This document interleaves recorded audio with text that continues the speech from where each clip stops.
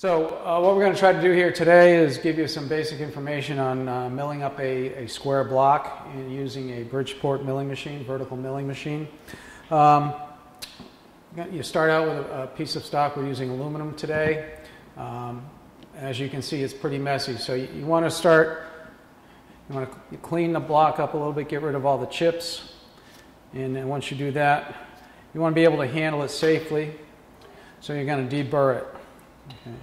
Take a file and take the sharp edges off.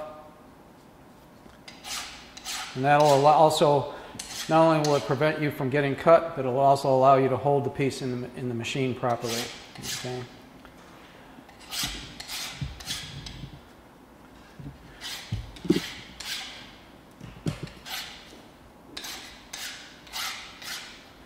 All right, so now we've got our piece clean and deburred. And now what we want to do is we want to do a basic inspection of the block to make sure that if we're building a part to a blueprint, we want to make sure that we have the proper material and that we have a piece large enough to actually make the part out of. So you want to do a quick basic inspection. This is a 6-inch dial caliper, and roughly we have 2.5 by 3.5. And it's a little over an inch thick. Okay, so I know, based on what we do here all the time, that I can make my part out of this piece. So as you can see, we have 4 factory edges here. This is an extruded bar. But we have 2 saw cuts, and they are not very perpendicular or square to anything themselves or the original block itself. So what we're going to do is we're going to start by utilizing one of the factory edges to locate it to start cutting. All right, so some of the other tools that we're going to use, we're going to be using parallel bars, and they're parallel because the 2 edges are obviously parallel. We're going to use that to hold the piece in the vise to make sure that we start square. Okay. We're also going to be using a shell or a face mill to mill some of the larger surfaces. Going to be using an edge finder to pick up edges to find our location when we're going to be drilling holes. Also, we're going to use a dial indicator to make sure that when we indicate our vise, it's nice and parallel with the waves in the machine so that we can make an accurate block. Basic wrenches. This is a keyless chuck that will be holding our drills in our edge finder. And lastly, we'll be using an end mill, but actually we'll be side milling with it. But you can end mill or side mill with this type of cutter. All right, so what we're going to do now is we're going to start, as you can see, this vise is not secured to the machine, and we have to get it parallel with the ways in the machine. So the first thing I'm going to do is I'm going to put this in here, and I'm going to get it somewhat close by eye. And then I'm going to take these T-bolts, slide them into the slots, snug it down by hand. And I'm going to tighten one and leave the other one loose.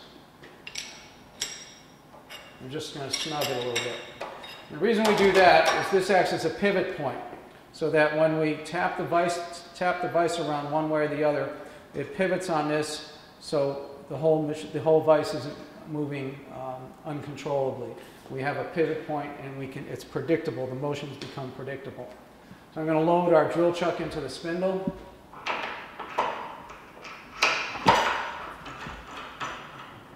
I'm tightening the drawbar. This drawbar goes down to the center of our drill chuck. It's threaded, and it pulls it up into the female taper. The taper on these machines is called an R8 taper. It's standard on virtually all vertical mills. This is the machine brake. I'm going to hold the machine brake and tighten up the drawbar. And you don't have to over tighten it. That's good right there. Okay. So now we're going to load our dial indicator. This dial indicator is graduated in thousandths of an inch, and it has 68 thousandths, I believe, travel. It travels in both directions. So we're going to load this into the spindle, and I don't know if you want, can you see this? Load this into the spindle, and we're going to bring it in contact with the solid jaw of the vise.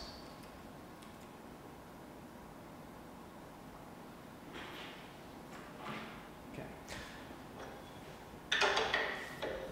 Lower the table down and move the table over so that my indicator is in contact with the solid jaw. On these vices, you have a solid jaw that's fixed and a movable jaw for clamping. Okay. So what we're going to do, we're going to pick one end or the other.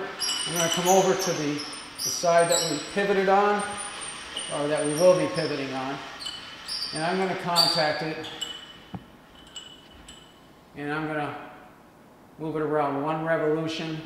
That means we have about 30 thousandths engagement on the indicator. And then I'm going to move it down to the other end of the vise.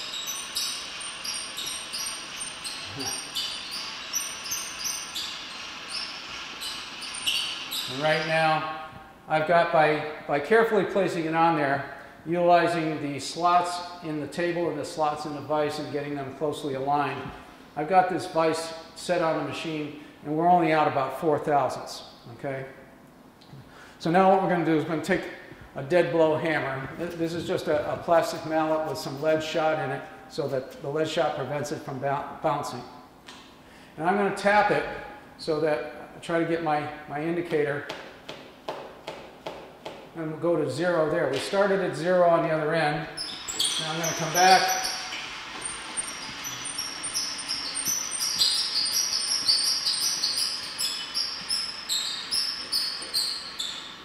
So I'm at 0 there. And I'll come back and double check. And 0 there. Now, realistically, if you guys do this, it's probably going to take you about, first time you try, it's probably going to take you 20 or 30 minutes to get it. I've been at it a long time, so I've got a little bit of an advantage. So now I've snugged it up. I'm going to double check. I'm going to put my dial on 0, run it back across my solid jaw.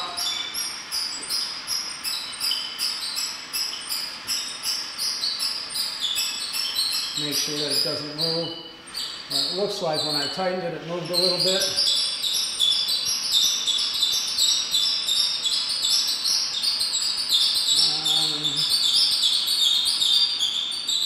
Now we're within 1/10 or so.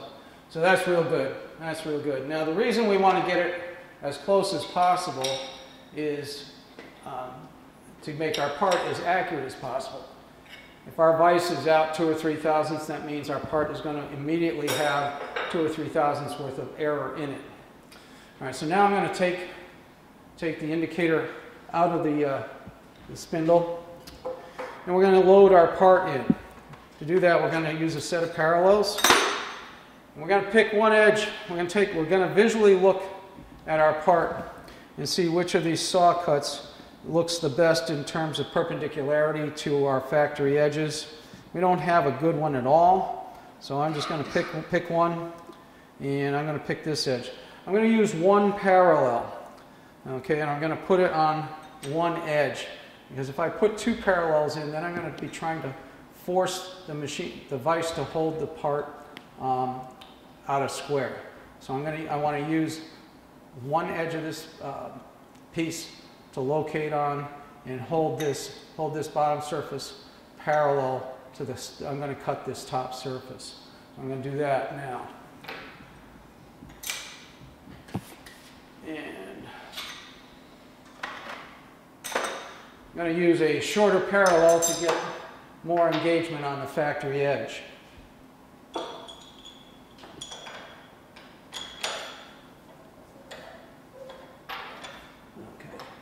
So now I've got a fair amount of engagement on the factory edge. What I'm going to do now, I'm going to tighten that up. And again, I'm going to use the dead blow hammer.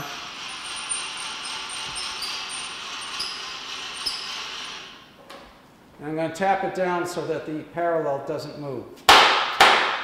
Now, I can't move that parallel, and so I know that my part is sitting down tight against that parallel. The factory edge will be square against the surface of the vise. Now what I have to do, I have to swap out the drill chuck for our face mill or our shell mill, depending on who you're talking to, what terminology they'll use.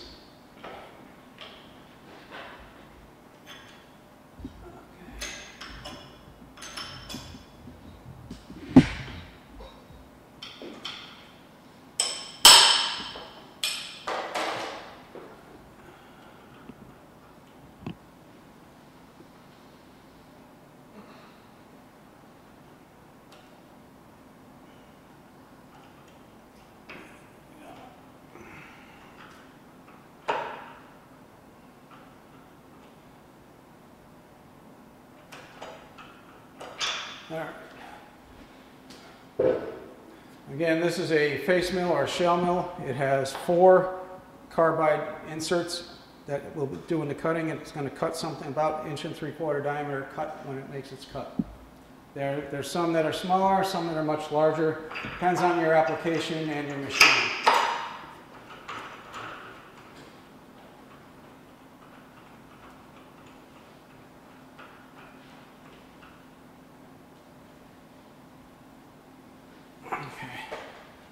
Tighten up the spindle, the drawbar, make sure that everything's nice and snug. Again, you don't have to over tighten it. The taper is what really does the work. All right, so now what we have, we need to bring our cutter down in contact with our part, okay? We have a couple of ways of doing it. This is your brake on your quill. That allows us to move our quill up and down. This is a micrometer stop, we can move that out of the way. That allows us to move our quill up and down and bring our cutter close.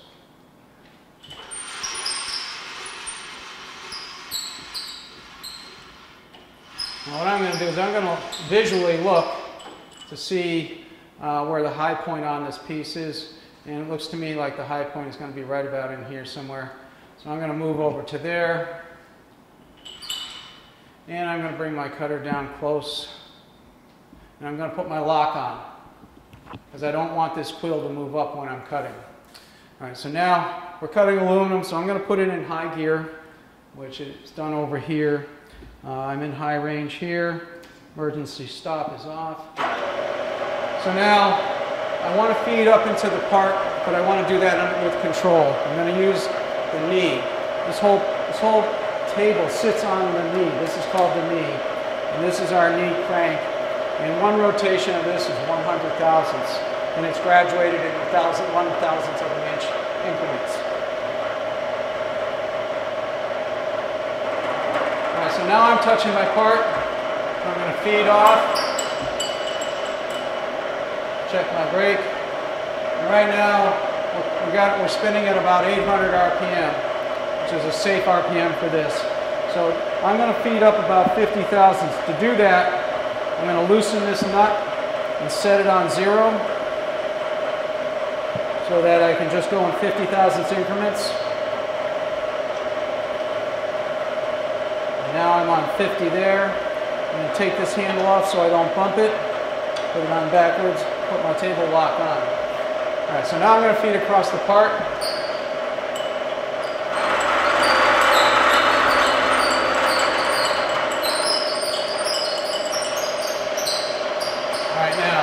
I don't know if you can see this in the video, but what we've done, when we took that 50 thousandths, we've only just touched this corner. You can see the shiny spot there. That's how much material we took off. So a couple things that I want to touch on before we get going too heavily into the machining. One thing is personal protection equipment. In here, the big one is safety glasses. Also, you don't want any jewelry on that can get caught. No loose clothing that could get wound up and pull you into the cutter. A lot of common sense stuff, okay? So in the meantime, to keep the chips from flying at your neighbors, you can utilize a chip guard, okay? And put the chip guard on the table and keep the chips from flying at your neighbor on the next machine, who will probably get pretty mad at you if you did.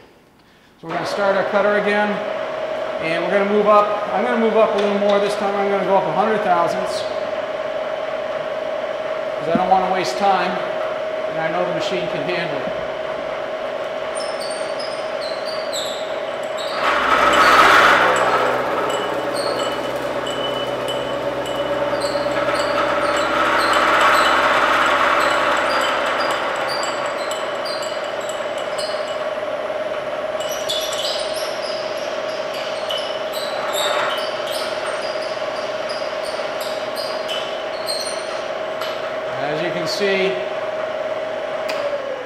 As you can see, we're gaining on it now. It's probably going to take 2 or 3 more cuts in it, so that's what I'll do to avoid me talking too much. We'll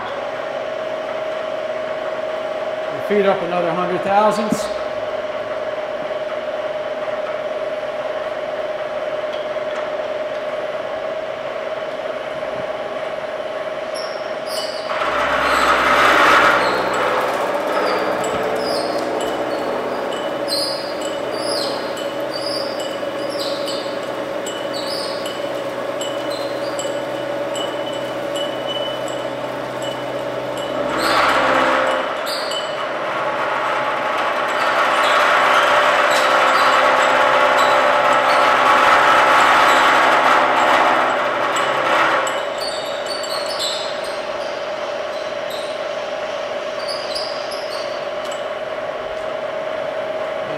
Looks like I might be able to get away with 50 on this one. Let's see.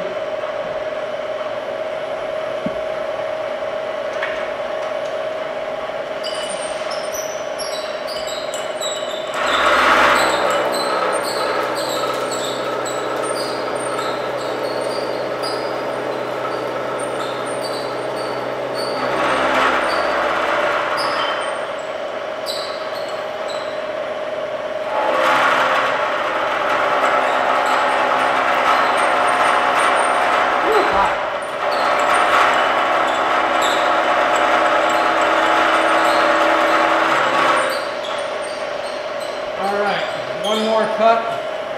I'm going to take 25.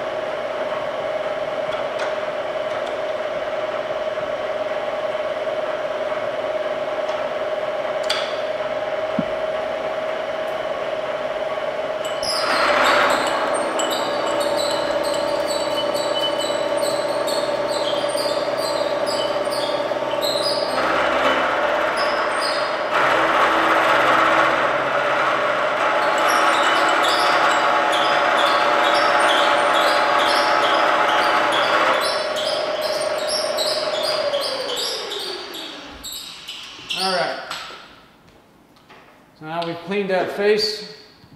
We can do a quick deburr on it.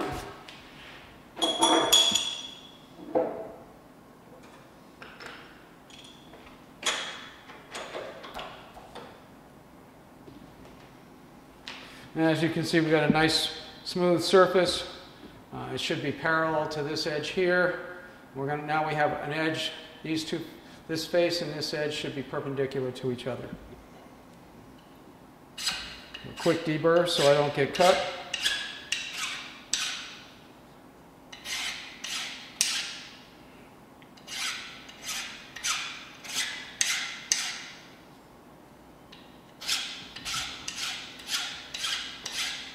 All right. So now what we're going to do, now that we have one edge and one face perpendicular to each other, we're going to use this large surface to locate on. And we're going to use that to govern all the other surfaces, because this is a nice big edge to work from. Now make sure your vise is clean. And we're going to put this nice big surface against the solid jaw. Like so. Now to hold this, because as you can see there's nothing parallel here, we're going to get what we call a precision round. This. Okay. 1 second.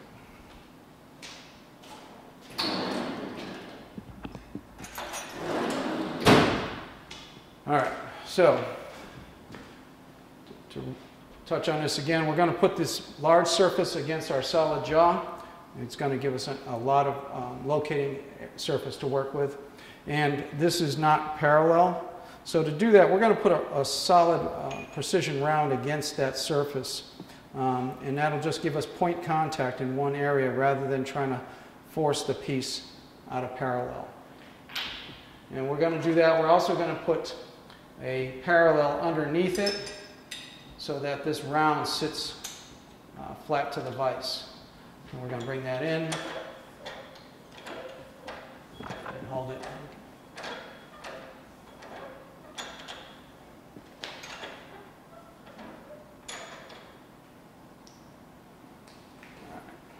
Tighten that nice and tight.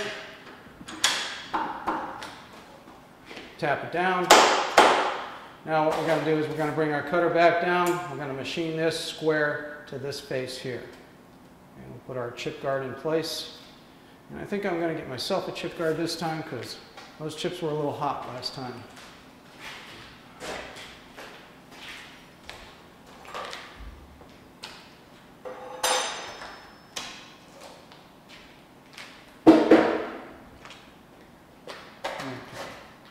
So now we're going to bring our cutter down. And this shouldn't take much of a cut to square this up. It should be pretty close. I'm going to bring it down close, put my brake on, turn my spindle on. Oh, right here. And I'll bring my knee up until the cutter touches.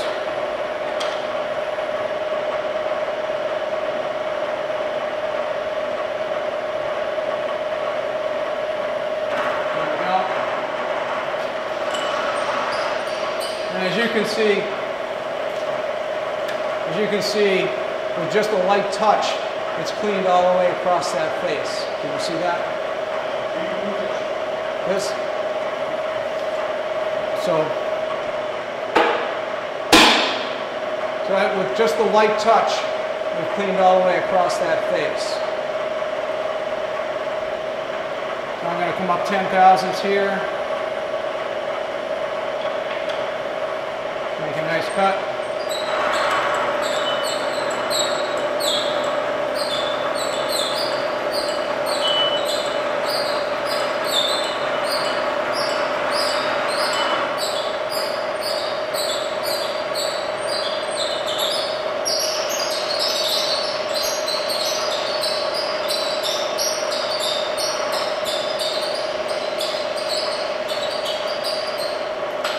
Shut our spindle off. Now we're going to take it out and deburr it. Okay. So now we have this surface and this surface. This guy here and this guy here are perpendicular to one another. Got to get rid of the burr.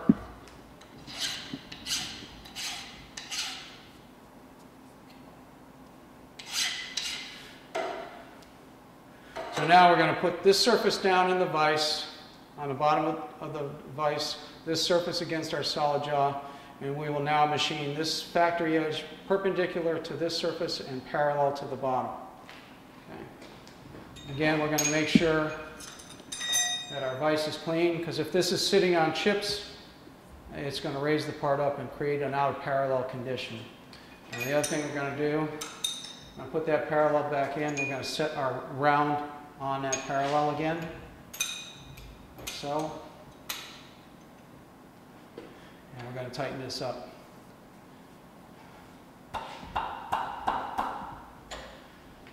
And we're going to tap it down again.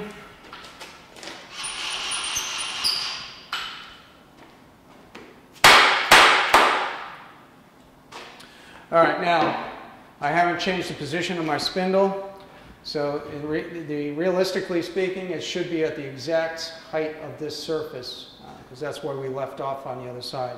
So I'm just going to raise the knee another 10 or 15 thousandths. There's 15. And that should give us that should clean up this surface.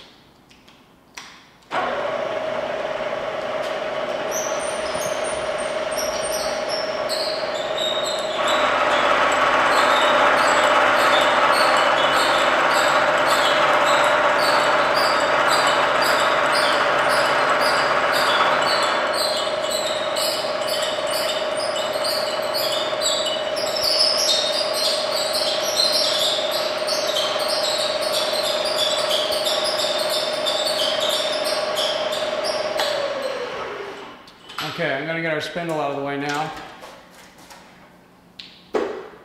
and take the part out.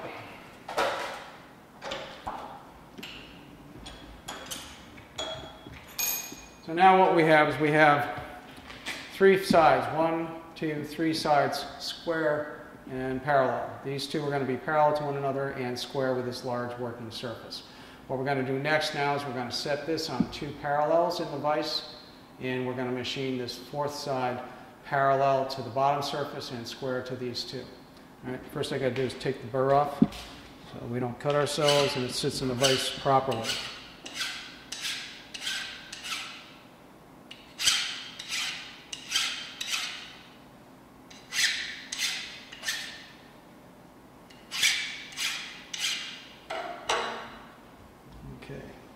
All right, a little bit of an edge there.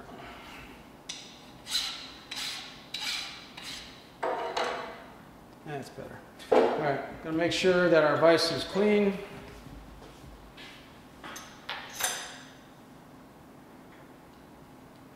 And enough. Yep. Right, so we're going to use 2 parallels this time, 1 on each side of the vise. Make sure the vise is nice and clean. Make sure your parallels are clean. Set it in. And you're going to put your part in down the machine surface, down on top of those parallels, and we're going to tighten it up. This time we're going to make sure it's sitting tight on both parallels when we tap it down. And if it's good and square, it should sit nice and flat.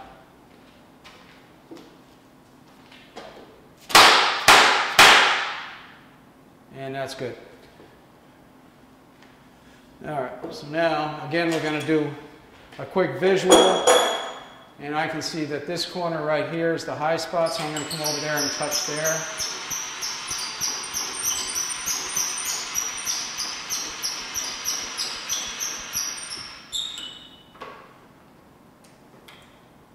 Bring our cutter down close. And put our lock on. Turn our spindle on. Now we're going to raise the knee up.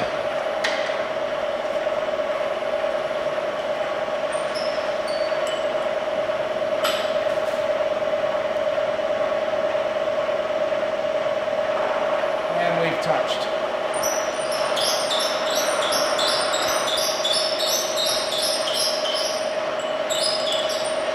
All right, so I'm going to, because I know we've got at least 100 thousandths coming off of this, I'm just going to start. Again, I'm going to re-zero this dial. I'm loosen the nut, put it on 0.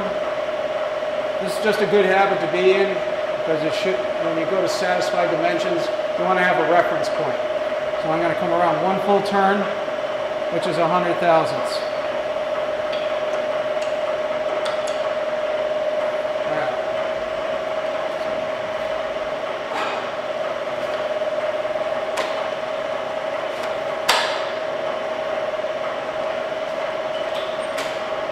Double check your lock.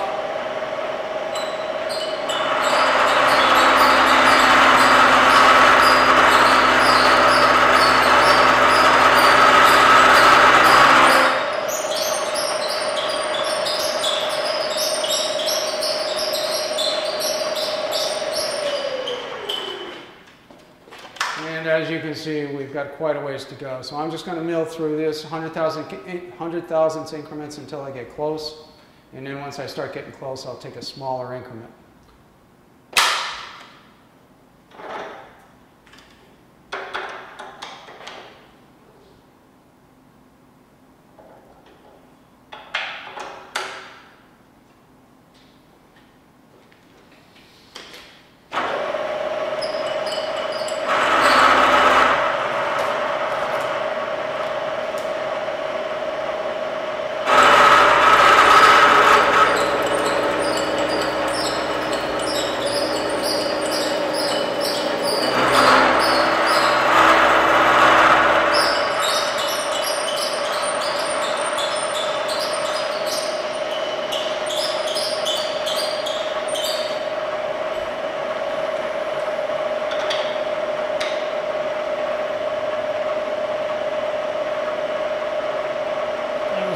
1/100,000ths.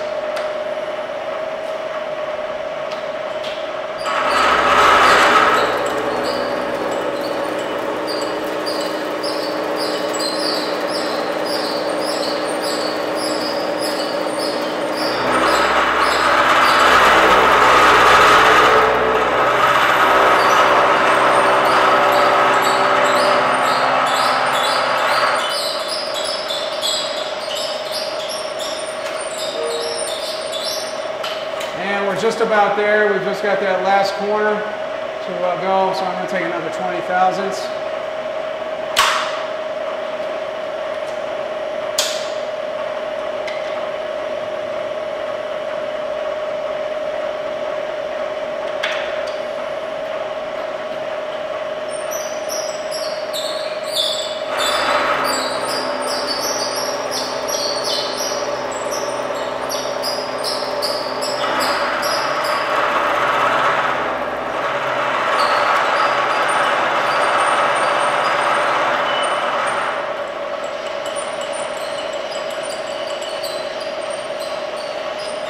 Not quite.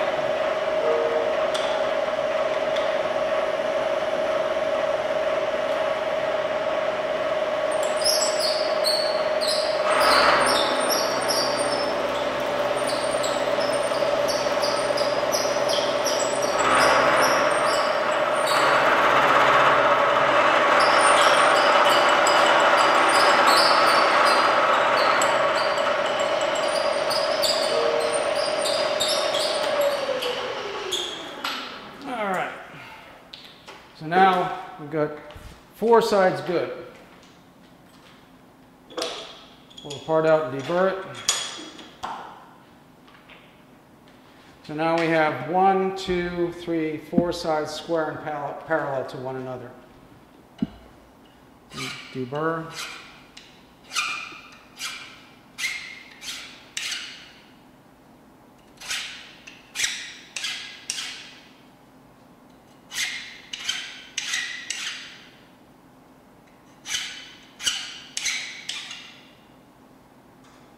Okay, so now that we've got 4 sides square and parallel to one another, how are we going to do these last 2 factory edges? I don't know if you can see it, but they are not square to these surfaces, okay? That's due to those bad saw cuts that we had. What we're going to do now is we're going to set this on those same parallels, and we're going to leave part of this sticking out beyond the edge of the vise, and I'll work it on this edge so that you guys can see it.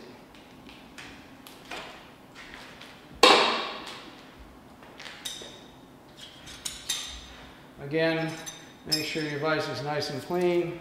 Get rid of the chips. Put your parallels in there. Get this. So I'm going to leave one edge sticking, protruding out from the side of the vise. I'm going to tighten it up.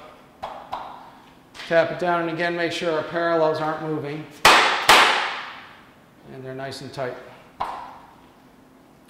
Now, to do side milling like this, we're going to get rid of the face mill, and we're going to put in an end mill. As you can see, this end mill has enough length to cut that entire side. Okay, so we're going to use this, and we're going to mill the side of that part, and then we're going to turn it around and mill the other side. And at that point, we will have a block where all 6 sides are square and parallel. So let me just change out the cutters.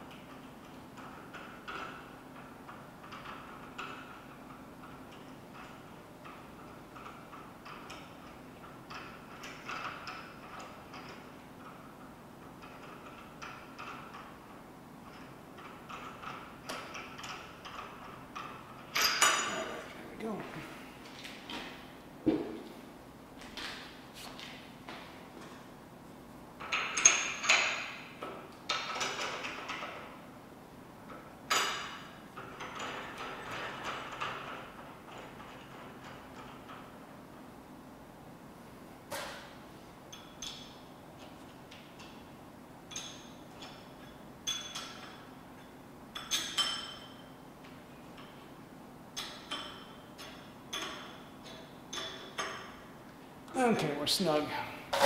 Now we're going to move the table over so we can bring our cutter down.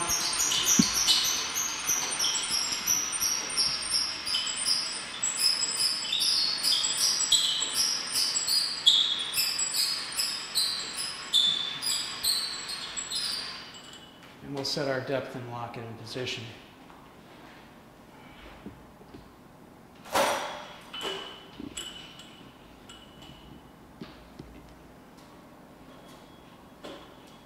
Okay, so we have a cutting edge above the part and below the part, so we're in a good position to start our cut. So something I try to explain to you on the video here. There's when you're side milling like this, there's two types of processes. It's called conventional milling and Klein milling. Conventional milling is the way we're set up now. This spindle is going to turn in a clockwise fashion. So as the cut is coming, it's trying to scoop, okay? And we're going to be moving across the part like that with the cutter trying to scoop, okay? Klein milling, we would be starting on the other side, and it's primarily used only for finishing in a conventional mill. We'd be coming over and we'd be feeding with the rotation, and because of the rotation, it's going to be trying to climb across the part. We get a little bit better finish that way, but you can only take a light cut. I'll show you both. We're going to go back over here and we'll start our spindle. And we're going to make a touch on the edge of our part. And again, get a little touch there. I'm going to set a 0 down here on our dial. And I'm going to feed into the part 25 thousandths. Just as a kind of find out where I'm at. Okay. Again, we've stayed around the 800 RPM.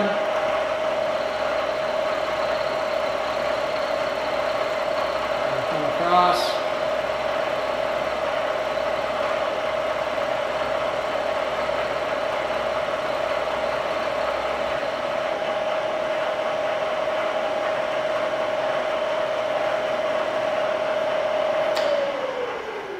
And you can see that because of the angle the side is on, that 25 thousandths cut cleaned up about half of that face. Okay, so we start our cut again, move another 25 thousandths.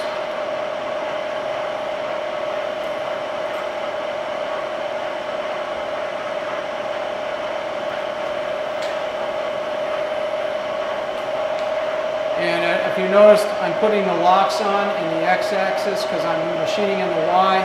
That prevents the table from inadvertently moving where we don't want it to move.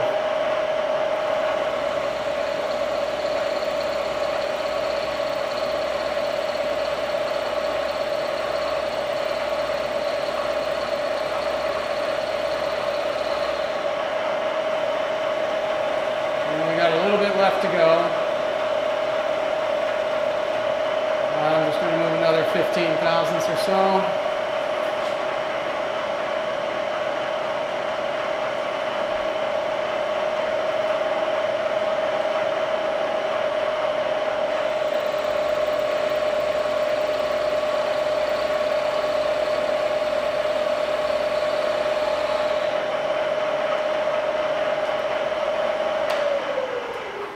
Okay, so now we've cleaned up that surface.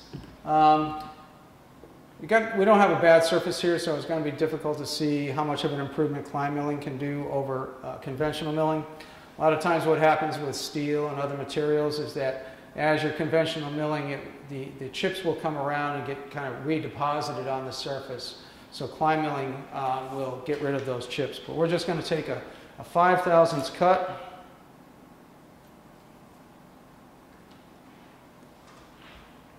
And do a quick Klein mill.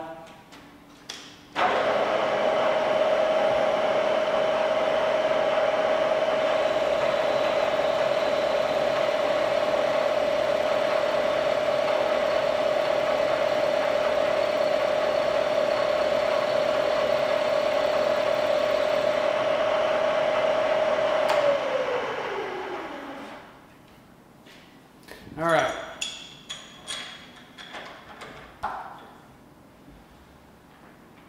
Now we've got 5 out of 6 edges, got a nice finish on there.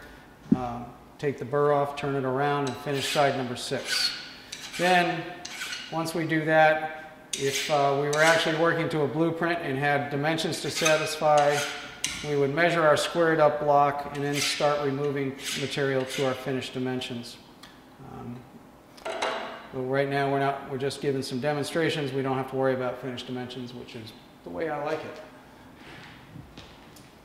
Okay, make sure the chips are not down in the vise.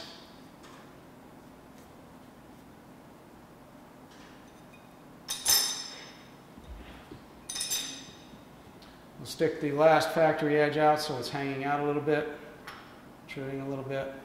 We'll tighten it up.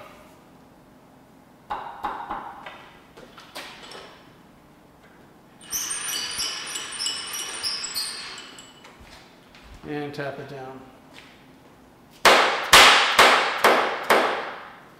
And we're down nice and tight.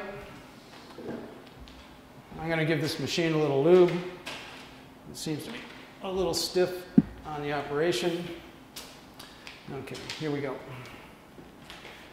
We're going to repeat the process. We're going to bring the cutter over, touch the side of the piece, move 25 thousandths, and take a cut.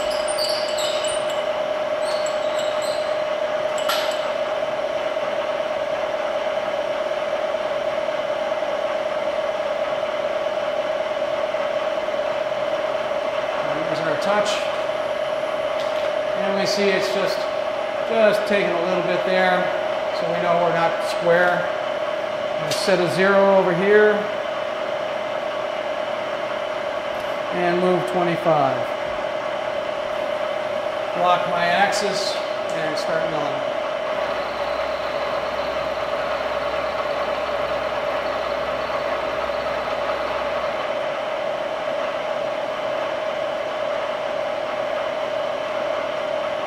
Okay, again, it's about halfway down, so I'm going to take another 25.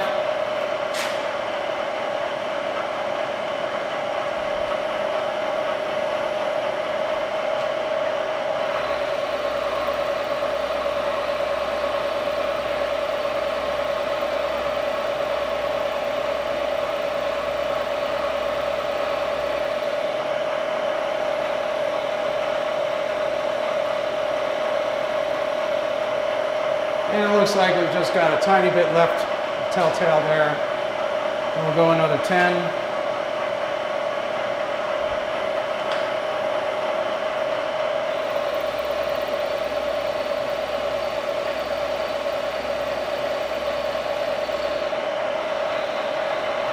And actually we'll do a climb mill now again.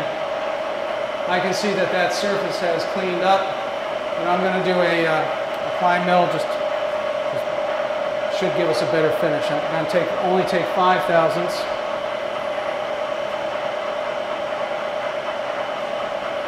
Lock our spindle. And a nice easy feed across here, nice and controlled.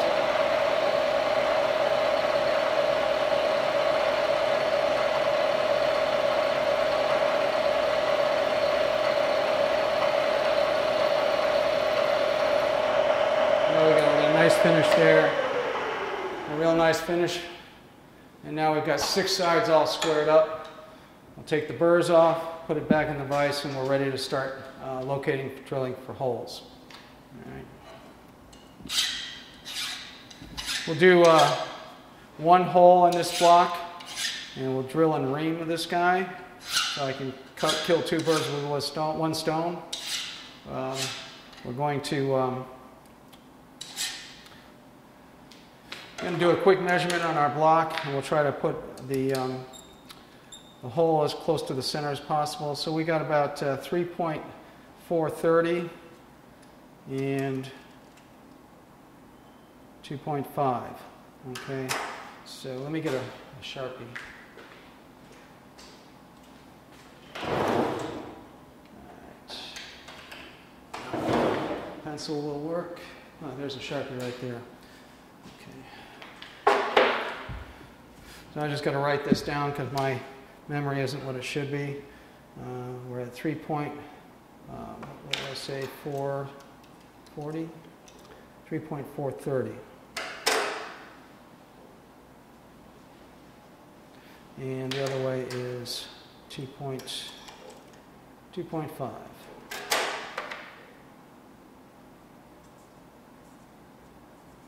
All right, so now when we set this up, we're going to put the drill chuck back in. We're going to use an edge finder.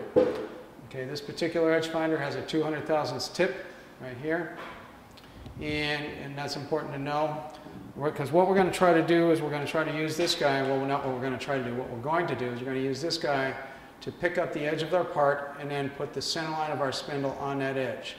So we're going to use this to pick up the edge, and then we're going to move over 100 thousandths, which is half that 200 thousandths diameter there. Okay, and we'll give you a demonstration on how this edge finder works in just a second. Okay.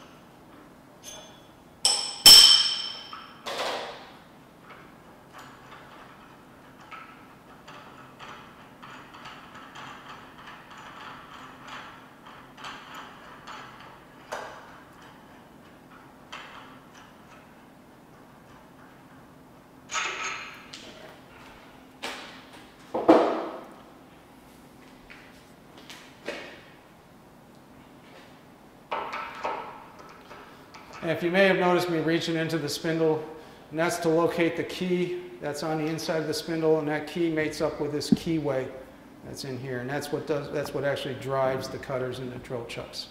You see that? Okay. So I know that that keyway is over there, and I'm going to position this so I'm not fumbling around all morning looking for that keyway, which now I'm going to do that anyway. There it is. We'll spin this down.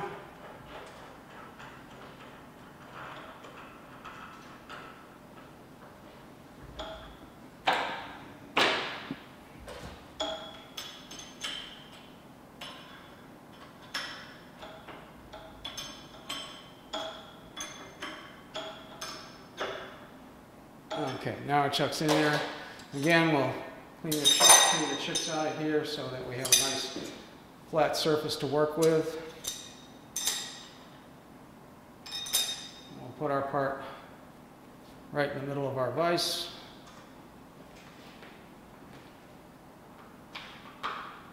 And tighten it up. And once again, we're going to tap it down. Make sure it's sitting flat in the vise. And it is. All right. So now we're going to load our edge finder into our drill chuck. And these edge finders you want to run around 700 or 800 RPM. Because if you notice, they're just held together with a tiny little spring in there. They're spring loaded. You see that? Okay. And what happens if you run them too fast?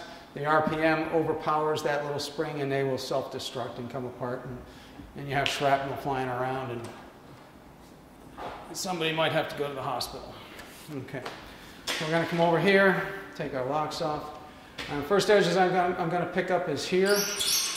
I'm going to move over here.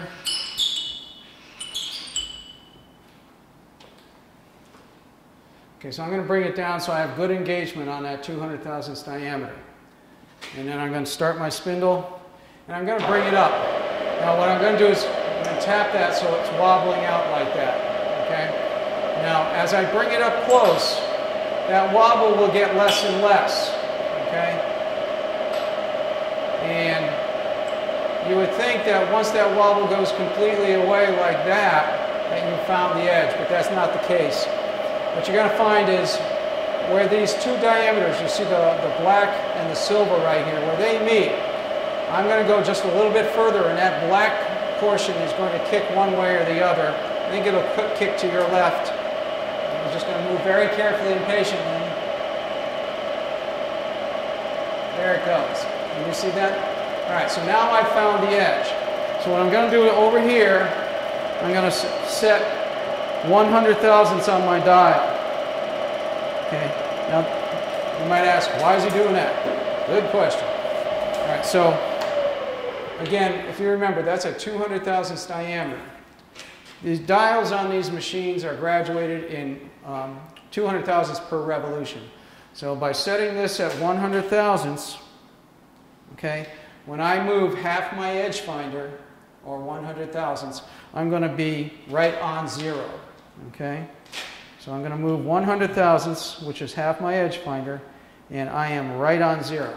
Now, the center line of my spindle is on the edge of my part. Okay?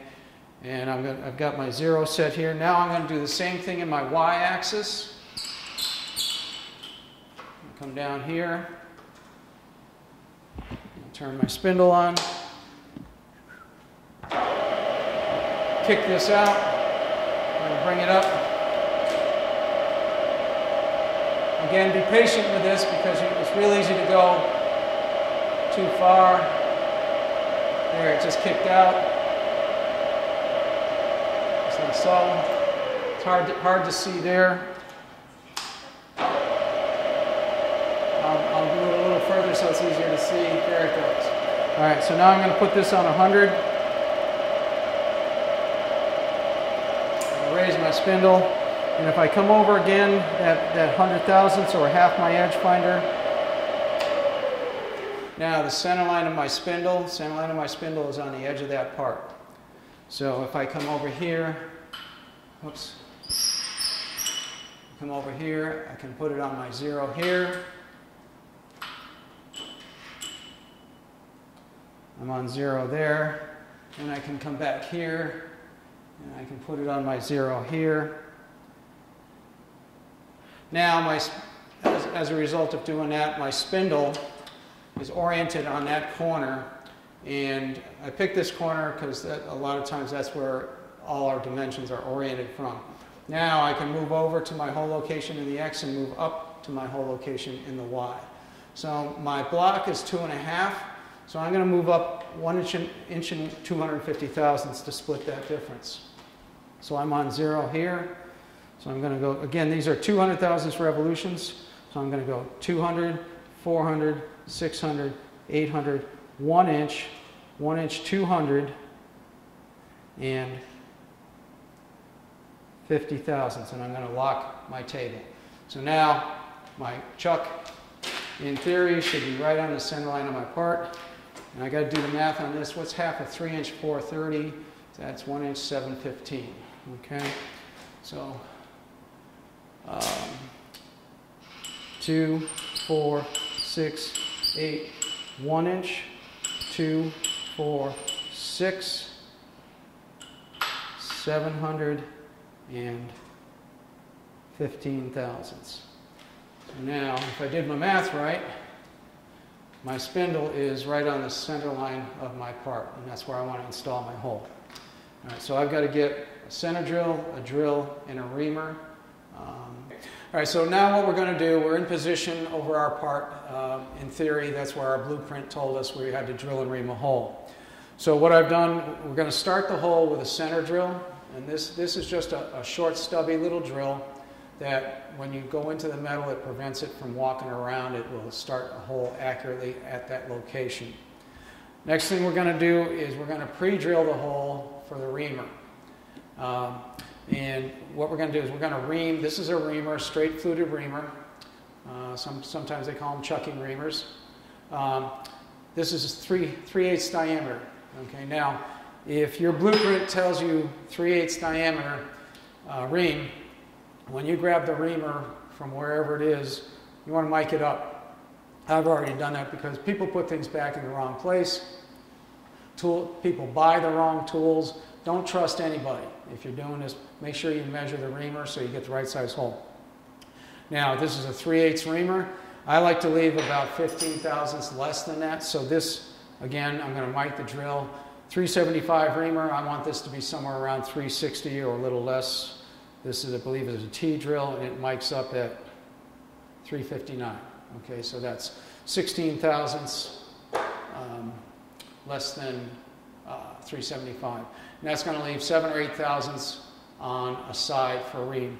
Reamers are not made to remove a lot of material. There's not a lot of room for the chips to get out of the hole. Okay, So you don't want to leave too much. Now there's a technique. Most times reamers are used for two processes.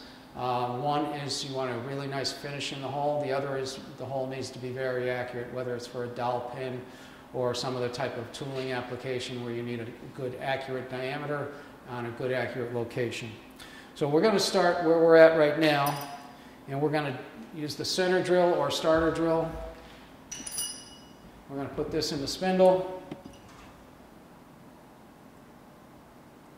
tighten that up, and we're still in high gear, still at 800 RPM.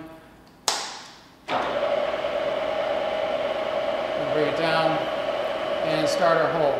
I keep bumping this E-stop. All right, so I'm going to bring it in.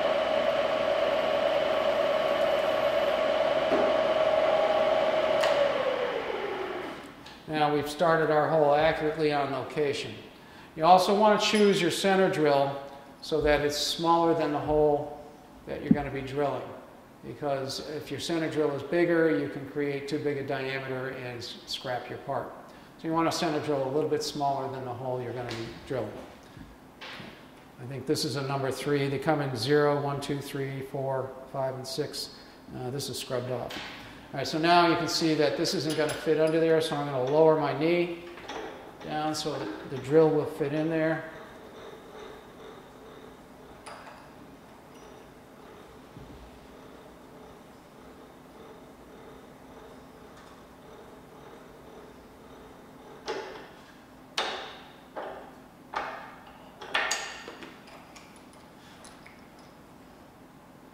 Okay. So what we're going to do something called peck drilling. Okay, and that's, you're going to come down and just do little short pecks like a chicken pecking at it. The reason for that is so that you don't create long, stringy chips coming out of there that could grab your shirt, grab your finger, or anything like that. If we just made one steady push, you can see how those chips are getting long and stringy, and they can come out. So what you want to do is you want to peck like that. It gives you more control, especially when you get deeper. When you have a deep hole, sometimes the flutes of the drill can get loaded up with chips, and you can actually bind up and break your drill. All right, so now we're going to ream this hole, okay? And we've got to switch into low gear. Do you want to reposition the camera for this, or do you want me just talking through it? All right, so on the side of your machine, there's a lever that says high and low range. So we're going to move this lever to the low range, and that's going to put us, right now, we're in high range there. You can see we're spinning at 800 RPM. When we move it into low range, it's on the other side, we're at 90 RPM, so that's going to be significantly slower, okay? Now make sure your spindle's turning in the right direction too. Okay, when you put it in low range, it reverses the spindle. So we have a switch down here. So now I've got to lower the spindle a little bit more.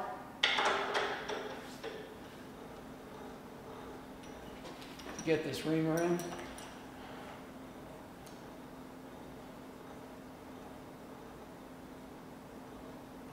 And there we are. All right, now, when you're reaming a hole, you're going to turn the spindle on, you're going to pull through, you'll feel it when it goes through. That's when you shut your spindle off and then stop the spindle and then remove the reamer from the hole. If you take it back out while it's still spinning, it can put spiral groove marks in the inside of the hole, which will ruin your finish. It can also cut oversize. It can remove material on the way out. So we want to be careful about that. I have to grab some coolant here. And if you can, use a little lubrication on it.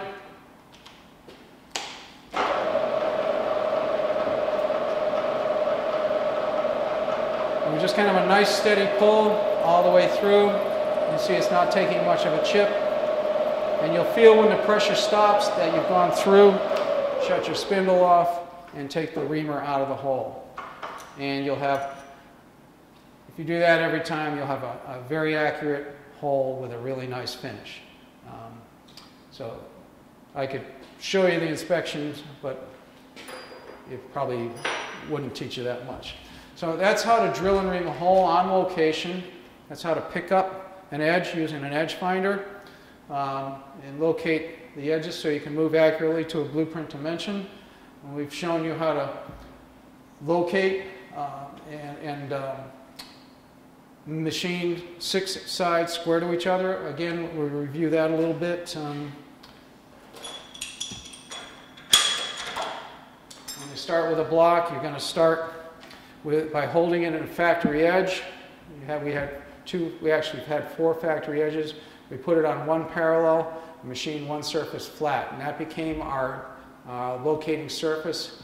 Then we held that flat surface against the solid jaw of the vise, put our round, which is, where did I put that? Right here. We put our round against the other saw cut, and then machined that surface square to our locating surface, turned it over, did the same thing to the opposite side. Then we could put it up, put our original finished surface down on 2 parallels, machined the 4th side parallel and square. Then we took it and we used the end mill to machine the 5th and 6th side. And I guess that's about it for this little demo.